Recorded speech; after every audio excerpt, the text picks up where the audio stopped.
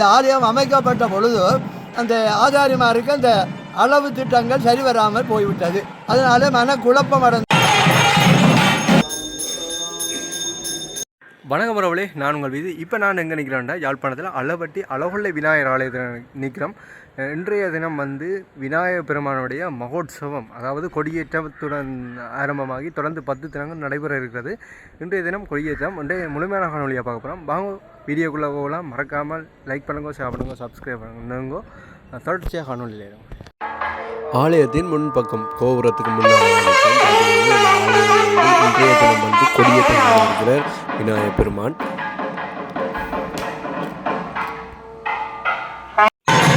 அங்கே நீங்கள் பார்க்கக்கூடிய வசந்த மண்டபத்தில் விநாயகர் பெருமானுக்குரிய விசேஷ பூஜைகள் அங்கே நடைபெற்று கொண்டிருக்கிறத நாங்கள் காணக்கூடியதாக இருக்கிறது.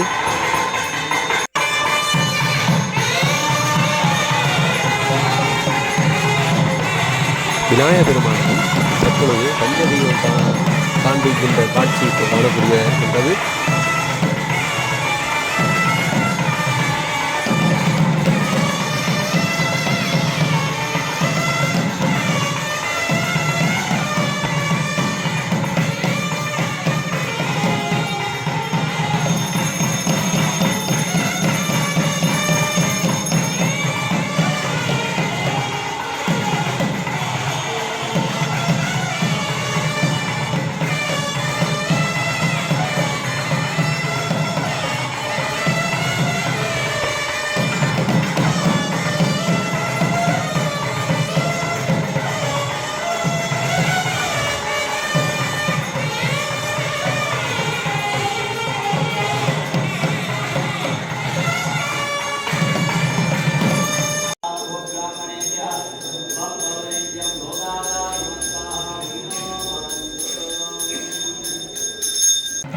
தற்பொழுது வசந்த மண்டப பூஜைகள் நிறைவேற்றி இப்போது அந்த மூலஸ்தானத்தில் வைக்கப்பட்ட கொடிச்சீலையை இந்த ஆலயத்தின் சுற்றி கொண்டு வருகின்ற நிகழ்வு இப்போது இடம்பெற்று கொண்டிருக்கிறதை நாங்கள் காணக்கூடியதாக இருக்கின்றது.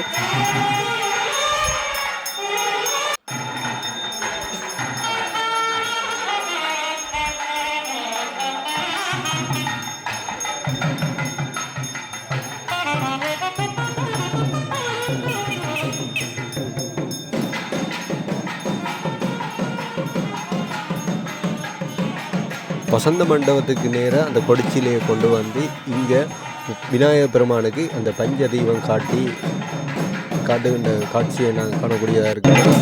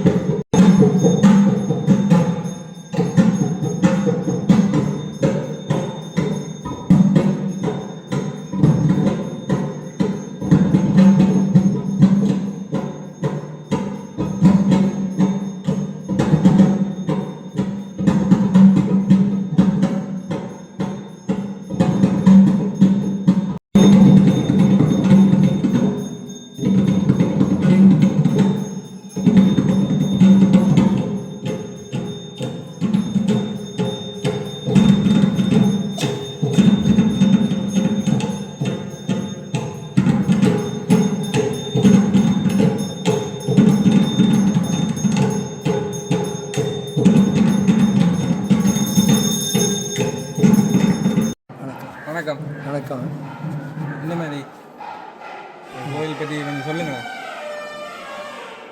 திருச்சிற்றம்பலம்.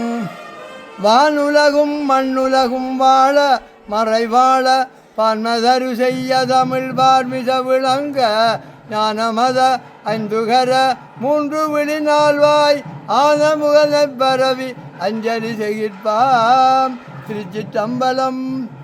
இந்த பதியின் பெயர் அளவோல பதி என்று சொல்லுவார்கள். அதற்கு சரித்திர வரலாறு உண்டு. இந்த ஆலயம் பழமை வாய்ந்தது. என் விநாயக பெருமானே, என் வாக்கிலிருந்து வருகின்ற வார்த்தைகள் உன்னுடைய வார்த்தையாக இருக்க வேண்டும் என்ற நினைப்போடு இந்த ஆலயம் ஆதி காலத்திலே ரத்தின ஐயர் என்று சொல்லி அவர் ஆலயத்து சுப்பையர் பிறகு ரத்தின ஐயர் என்றவர் பூஜை பண்ண காலம். அந்த காலத்திலே நான் சிறுவனாக வந்து வழிபட்டது உண்டு. அப்பொழுது இங்கே அருணாசல வாத்தியார் என்று ஒருவர் இருந்தவர். அவர் சொல்லுவார், கர்ண பரம்பரையான வரலாறு சொல்லுவார். இந்த ஆலயம் அமைக்கப்பட்ட பொழுது அந்த ஆச்சாரியமாருக்கு அந்த அளவு திட்டங்கள் சரி வராமல் போய்விட்டது. அதனால் மனக்குழப்பம் அடைந்த ஆச்சாரிமார் அந்த கோயில் கோயில் படுத்திருந்து கடவுளே என்ன செய்கிறேன்னு தெரியாமல் கிடக்குது என்று கவலைப்பட்ட பொழுது அன்று இரவு கனவிலே அந்த ஆச்சாரிமாருக்கு நீங்கள் கவலைப்பட வேண்டாம், அங்கே அளவோலே அளந்து வைக்கப்பட்டிருக்கின்றது. அளவோலை என்றால் தெரியும், அந்த அந்த தச்சு வேலை செய்கின்ற பொழுது ஓலையாலை அளந்து குத்தியெல்லாம் செய்வார்கள். அது அளவோலை. அந்த அளவோலை அளந்து வைக்கப்பட்டிருக்கின்றது. அதை எடுத்து நீங்கள் அந்த ஆலயத்தை அமைக்கலாம் என்று சொன்னதாகவும் அதன்படி ஆச்சாரியார் எழுந்து இறைவனை வணங்கி அந்த அளவோலையின் பிரகாரம் கோயில் அமைத்தது ஒரு வரலாறு. அது நான் கர்ண பரம்பரையாக கேட்ட வரலாறு. அடுத்தது என்னுடைய ஒரு 15 வயதிலே நான் சிறுவனாக தொண்டு செய்கின்ற பழக்கம், இந்த பிள்ளையாரோடு அளவு கடந்து பழகின பழக்கம் அந்த ஐயரவைக்கு தெரியும். அந்த வகையில் இந்த சுத்துக்கொட்டகை வேலை நடந்தது. சுத்துக்கொட்டகை வேலை நடந்து அவன் இப்போ உள்ளதல்ல, முதல் உள்ள இப்போ அழித்து தான் செய்திருக்கின்றார்கள். முதலில் உள்ள சுத்துக்கொட்டகை இல்லாமல் இருந்தது. மலேசியாவிலிருந்து வந்த கணபதி பிள்ளை என்றவர் அந்த சுத்துக்கொட்டகையை அமைப்பதற்கு எல்லாரும் காசு கேட்டு அமைத்து கொண்டு வந்த பொழுது மேற்கு வீதியில் மேற்கு வளத்தில் அங்கே அந்த அத்திவாரம் விடப்பட்டு தூண்கள் அமைக்கப்பட்டு அந்த திருப்பணி நடைபெற்ற பொழுது அந்த தச்சு வேலை செய்கிற ஆசாரிக்கு அந்த ஊசிக்கால் முதலிய மர வேலை செய்கின்ற ஆசாரியார் வந்து பார்த்தா அத்திவாரம் போட்டு கட்டியாச்சு.